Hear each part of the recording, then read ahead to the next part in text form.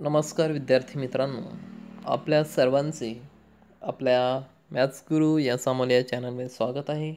आपण इयत्ता 7वी आपले संविधान अर्थात नागरिकशास्त्र आणि प्रशासन यांचा अभ्यास करत आहोत. यामधील आपले तिसरे प्रकरण आहे नागरिकांचे मूलभूत हक्क आणि कर्तव्य. प्रत्येक व्यक्तीला आपली प्रगती व्हावी आणि आपल्या गुणांचा विकास व्हावा असे वाटत असते. त्यासाठी आपले मत व्यक्त करण्याचे, मुक्तपणे संचार करण्याचे, व्यवसाय निवडीचे आणि या प्रकारचे अन्य स्वातंत्र्य तिला असणे आवश्यक आहे. व्यक्तीच्या विकासासाठी आवश्यक अटींना हक्क असे म्हणतात. व्यक्तीच्या विकासासाठी आवश्यक अटींना हक्क असे म्हणतात. उदाहरणार्थ पहा इथे, शिक्षणामुळे विकासाच्या आणि रोजगाराच्या संधी प्राप्त होतात. शिक्षणामुळे विकासाच्या आणि तसेच रोजगाराच्या संधी प्राप्त होतात. म्हणून शिक्षणाच्या संधी देण्याची मागणी करणे व तिला मान्यता मिळणे म्हणजे शिक्षणाचा हक्क प्राप्त करणे होय. साधारणतः संविधानातच अशा हक्कांची नोंद करून नागरिकांचे स्वातंत्र्य सुरक्षित ठेवले जाते. भारताच्या संविधानातील नागरिकांच्या हक्कांचा अभ्यास या पाठात आपण करणार आहोत. मूलभूत हक्क. संविधानात समाविष्ट केलेल्या नागरिकांच्या हक्कांना मूलभूत हक्क असे म्हणतात. मूलभूत हक्क म्हणजे काय तर संविधानात समाविष्ट केलेल्या नागरिकांच्या हक्कांना मूलभूत हक्क म्हणतात. मूलभूत हक्कांचा भंग होईल असे कायदे शासनास करता येत नाहीत. मूलभूत हक्कांना असे संरक्षण असणे नागरिकांसाठी फार महत्त्वाचे असते. भारतीय संविधानाने नागरिकांना 6 प्रकारचे मूलभूत हक्क दिले आहेत. भारतीय संविधानाने नागरिकांना किती 6 प्रकारचे मूलभूत हक्क दिले आहेत. त्यातील पहिला हक्क आहे समानतेचा हक्क. समानतेच्या हक्कानुसार शासनाला नागरिकांमध्ये धर्म, वंश, जात, लिंग व जन्मस्थान इत्यादी कारणावरून भेद करता येत नाही. तसेच सर्व भारतीय नागरिक कायद्यापुढे समान असतात आणि सर्वांना कायद्याचे समान संरक्षण असते. सर्व भारतीय नागरिक कायद्यापुढे कसे असतात तर समान असतात आणि सर्वांना कायद्याचे समान संरक्षण असते. सार्वजनिक सोयीसुविधांचा वापर सर्वांना करण्याचा अधिकार आहे. तसेच सर्व भारतीय नागरिकांना सरकारी नोकरीच्या समान संधीची हमी दिलेली आहे. संविधानाने अस्पृश्यतेच्या प्रथेचे निर्मूलन केले असून अस्पृश्यतेचे पालन करणे हा एक गुन्हा ठरवला आहे. लोकांमध्ये श्रेष्ठ व कनिष्ठ असा भेद दाखवणाऱ्या पदव्या देण्यास संविधानाने बंदी घातली. कोणत्या पद्धती होत्या उदाहरणार्थ राजा, महाराजा, राव बहादूर यासारख्या पदव्या रद्द केल्या आहेत आणि हे अगोदर दिल्या जात असत. स्वातंत्र्याचा हक्क. दुसरा हक्क आहे तर स्वातंत्र्याचा हक्क. संविधानाने भारतीय नागरिकांना 6 प्रकारच्या स्वातंत्र्याची हमी दिली आहे. ही 6 स्वातंत्र्ये कोणती तर पुढील प्रमाणे आहे. पहिला हक्क आहे भाषण व अभिव्यक्ती स्वातंत्र्य. भारतीय नागरिकांना विचार करण्याचे आणि आपला विचार विविध माध्यमातून व्यक्त करण्याचे स्वातंत्र्य आहे. त्यालाच काय म्हणतात तर भाषण व अभिव्यक्ती स्वातंत्र्य. नंतर स्वातंत्र्य आहे सभा स्वातंत्र्य. शस्त्र न बाळगता शांततेने एकत्र जमण्याचे स्वातंत्र्य नागरिकांना आहे. यानुसार नागरिक सभा आयोजित करू शकतात. शांततेने मोर्चा, प्रभात फेरी, निषेध सभा इत्यादींचे आयोजन करू शकतात. नंतर आहे संघटना स्वातंत्र्य. समान विचारांचे लोक काही समान उद्दिष्टे प्राप्त करण्यासाठी एकत्र येतात. त्यांना संघटना स्थापन करण्याचे स्वातंत्र्य आहे. संचार स्वातंत्र्य. भारताच्या नागरिकांना देशाच्या कोणत्याही भागात मुक्तपणे संचार करण्याचे स्वातंत्र्य आहे. संचार स्वातंत्र्य म्हणजे मुक्तपणे कुठेही आपण भारतामध्ये फिरू शकतो. ह्यालाच काय म्हणतात संचार स्वातंत्र्य असे म्हणतात.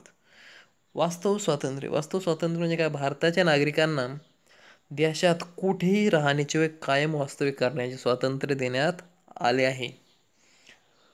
नंतर आहे व्यवसाय स्वातंत्र्य. भारतीय नागरिक आपल्याला हवा तो कायदेशीर व्यवसाय करू शकतात. या 6 स्वातंत्र्याशिवाय आणखी 2 महत्त्वाची नागरी स्वातंत्र्ये संविधानाने दिली आहेत. त्यानुसार कोणत्याही व्यक्तीला बेकायदेशीर अटक करता येत नाही. तसेच शासन कोणत्याही व्यक्तीचे जीवित व स्वातंत्र्य बेकायदेशीररित्या हिरावून घेऊ शकत नाही. ही स्वातंत्र्ये अनिर्बंध नाहीत. देशांची शांतता, सुव्यवस्था, सार्वजनिक आरोग्य, नीतिमत्ता आणि देशहिताला बाधा येणार नाही याचे भान हे हक्क वापरताना ठेवावे लागते. 2009 साली 6 ते 14 वयोगटातील बालकांना प्राथमिक शिक्षण सक्तीचे व मोफत मिळण्यासंबंधीचा कायदा करा, म्हणजेच RTA 2009. बालकांना प्राथमिक शिक्षण म्हणजे किती? इयत्ता 1 ते 8वी सक्तीचे व मोफत मिळण्यासंबंधीचा कायदा संमत करण्यात आला. Right to education act RTA 2009. शोषणाविरुद्धचा हक्क. प्रत्येकाचे जीवित आणि स्वातंत्र्य सुरक्षित राहावे यासाठी संविधानाने नागरिकांना शोषणाविरुद्धचा हक्क दिला आहे. त्यानुसार माणसांची खरेदी विक्री, गुलामगिरी, वेठबिगारी यावर संविधानाने बंदी घातली आहे. 14 वर्ष वयाखालील मुलामुलींना कारखाने, खाणी किंवा इतर धोकादायक ठिकाणी कामावर ठेवण्यास बंदी आहे. तिथे तर 14 वर्ष वयाखालील मुलामुलींना कारखाने, खाणी किंवा इतर धोकादायक ठिकाणी कामावर ठेवण्यास बंदी आहे. 2006 साली हा हक्क अधिक व्यापक करत सर्व प्रकारची बालमजुरी कायद्याने बंद केली आहे. बालमजुरी कायद्याने कधी बंद केली तर 2006 साली. धर्म स्वातंत्र्याचा हक्क. आपल्या देशात विविध धर्मांचे आणि पंथाचे लोक राहतात. सर्वांना आपापल्या धर्मानुसार पूजा व उपासना करण्याचा हक्क संविधानाने दिला आहे. सर्व नागरिकांना धार्मिक स्वातंत्र्य असले तरी धर्माच्या नावे चालणाऱ्या अमानुष चालीरीती, प्रथा आणि अंधश्रद्धा यावर सरकार बंदी घालू शकते आणि काही बंदी पण घातलेली आहे. नंतरचा हक्क आहे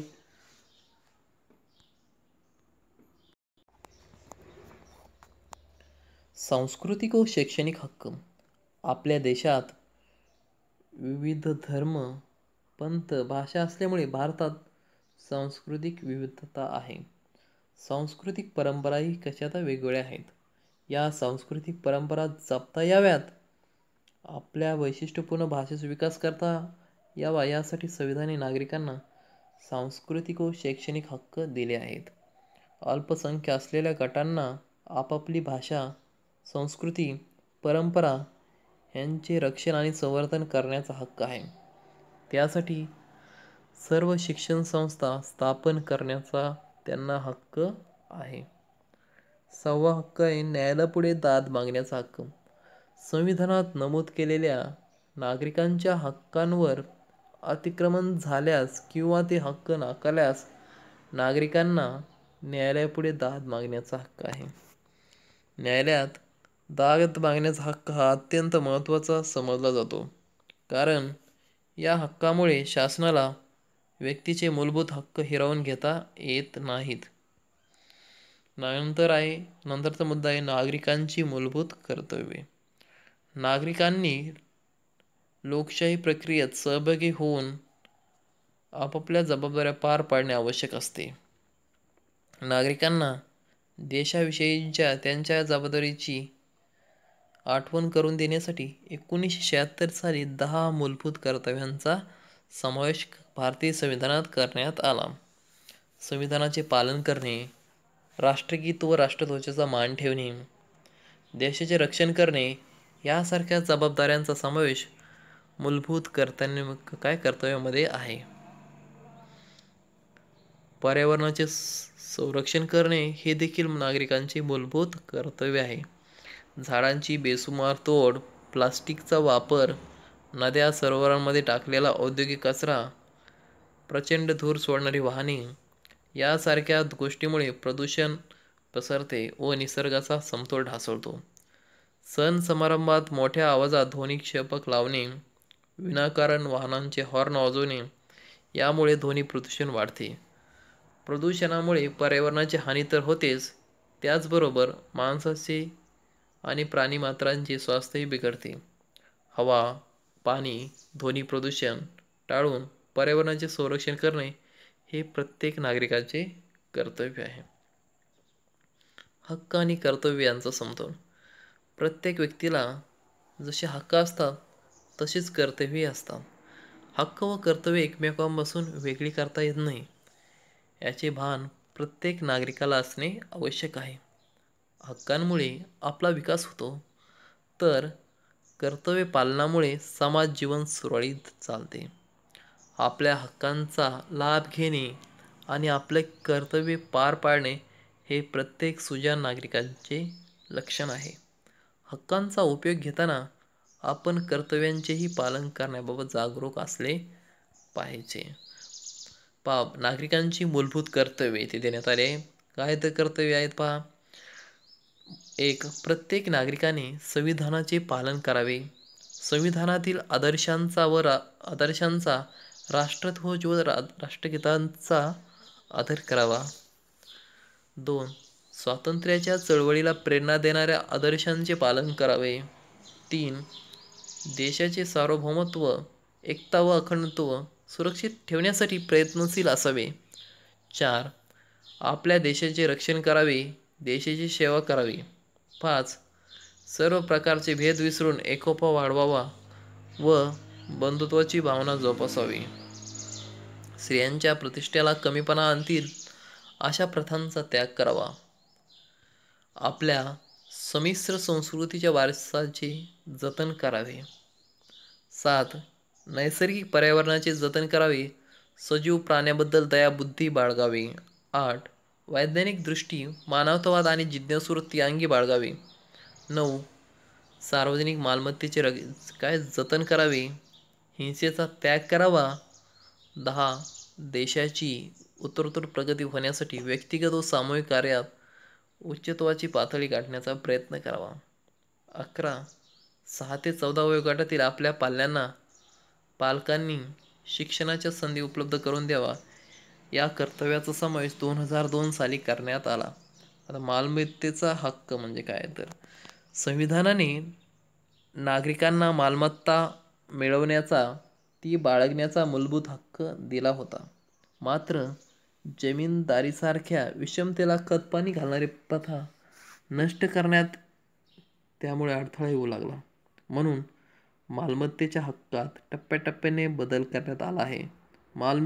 मालमत्तेचा हक्क हा आता मूलभूत हक्क नाही असे असले तरी न्याय कारणाशिवाय शासन नागरिकांची मालमत्ता ताब्यात घेऊ शकत नाही. धरणासाठी, उद्योगधंद्यासाठी किंवा इतर सार्वजनिक कामासाठी जर नागरिकांची मालमत्ता शासनाने ताब्यात घेतली तर सर्वोच्च न्यायालयाच्या निर्णयानुसार त्या नागरिकांच्या पुनर्वसनाची जबाबदारी शासनावर असते. अशा प्रकारे आपण प्रकरण 3 पाहिले आहे. व्हिडिओ आवडला असल्यास लाईक करा, कमेंट करा आणि चॅनलला सबस्क्राईब नक्की करा. Thanks friends.